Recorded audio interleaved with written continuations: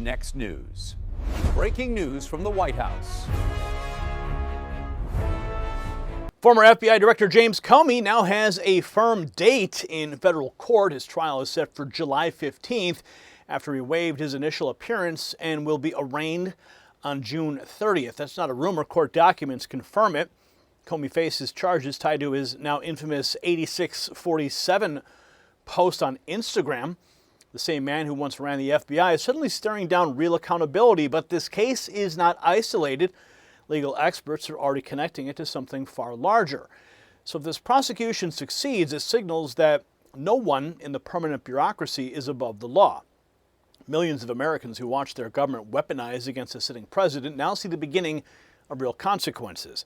Communities across the heartland that suffered through years of Russiagate lies and media collusion gain hope that truth can still win. Now, politically, this moment forces every former official who signed on to the plot to answer for their actions. The question is no longer whether the deep state overreached. The question is how far the chain reaction will travel once discovery begins. Before we dive deeper into what this means for the nation, a quick word from our sponsor who understands the toll that these years have taken on American families. You've probably seen the clip. Joe Rogan sitting with Mel Gibson, talking about people close to him who went through serious health struggles and then saw dramatic turnarounds. Rogan brings up red light-based therapies and how they impact the body at the cellular level, and Gibson just says it straight, this stuff works. You see, that got my attention because of my own life. I watched something very similar unfold. For a long time, my wife was dealing with constant discomfort and anxiety. One of those situations where nothing seemed to help until we discovered red light therapy.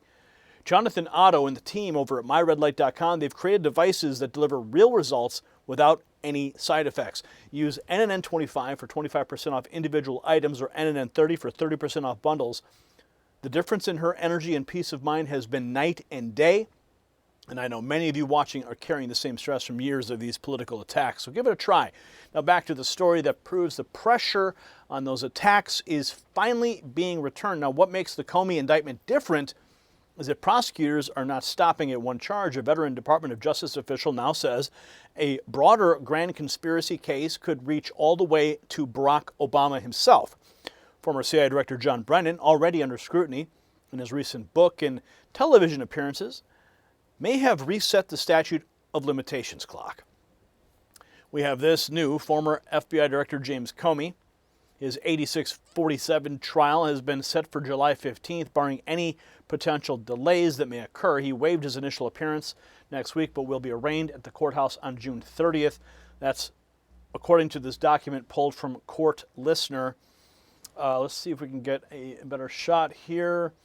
This is Speedy Trial Act. The attorneys are ordered to conduct pretrial conference on or before May 29th. All pretrial motions, including motions to compel, shall be filed no later than June 5th. Response to motions shall be filed no later than June 15th. Ultimately, motions and motions filed in disregard of local criminal rules denied. Motion hearings as necessary. The case is set for arraignment 9:30 a.m. June 30th, 2026 at New Bern, and upon not guilty plea for trial commencing July 15th. Counsel for each party shall file with the clerk and transmit electronically to Judge Flanagan on or before July 8th, 2026. So those are all of the dates in question. The dates that James Comey will be sweating it out. Locked in for July 15th, but the story just runs a lot deeper. We have the evidence. Barack Obama, Jim Comey, John Brennan, George Soros, Hillary Clinton conspired to destroy Donald Trump and our democratic republic. They wrote down the Russiagate hoax plan to tie Donald Trump and his campaign to Russian intelligence as part of the plot to try and steal the 2016 election. Svetlana Lokava posting this with Lara Logan.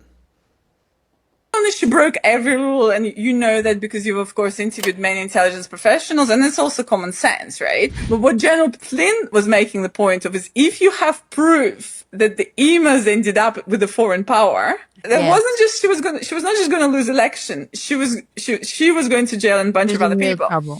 And they had to sort this problem out. Now Soros is calling them up. He's getting upset, her chief sponsor, because, you know, she already lost election to Barack Obama. And they said, don't worry, we have a plan. Don't worry about it, right? Don't worry, we have a plan. We have a plan. We go. what is our plan? The plan consists of two things. Russia. And how we know about it? Because they wrote it down. The plan Which is consists... in the documents. In fact, there's that letter, right? It's handwritten notes from John Brennan.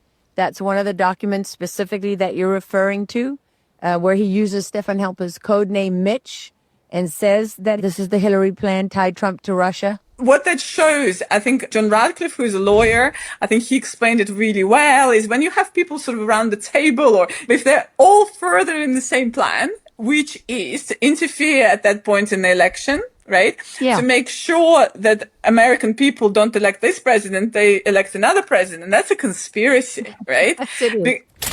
That's the conspiracy. And it's not going away anytime soon. The documents prove the Russiagate plot was written down in advance.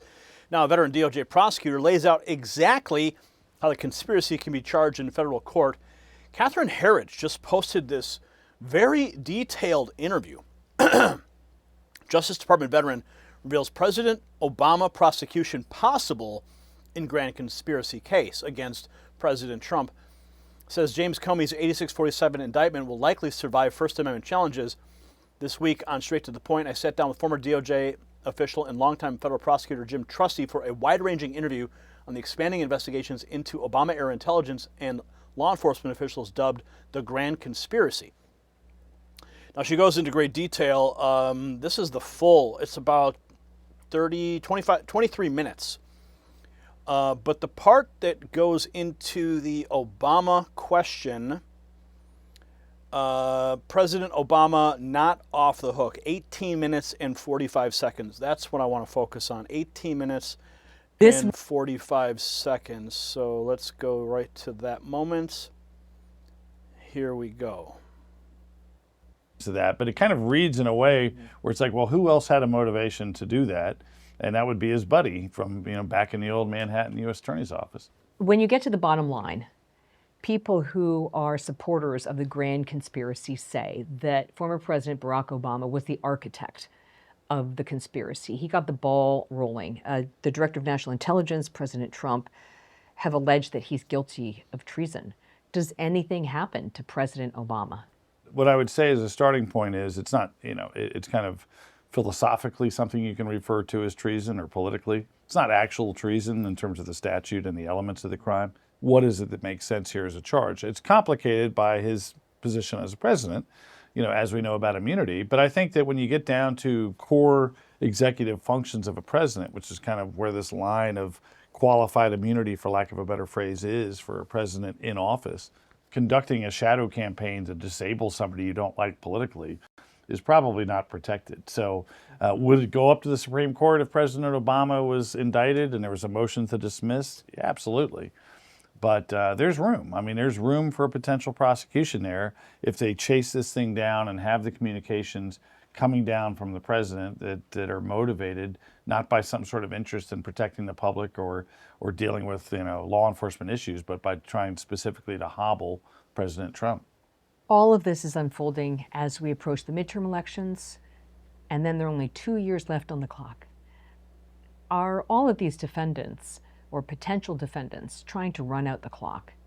They should.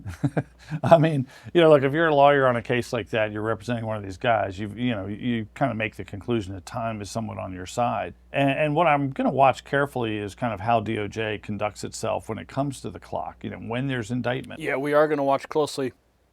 But the road could certainly lead to Obama. And then we have this.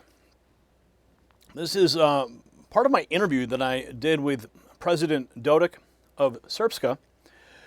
And he says that a second Trump era must purge anti-Trump remnants still buried inside the system.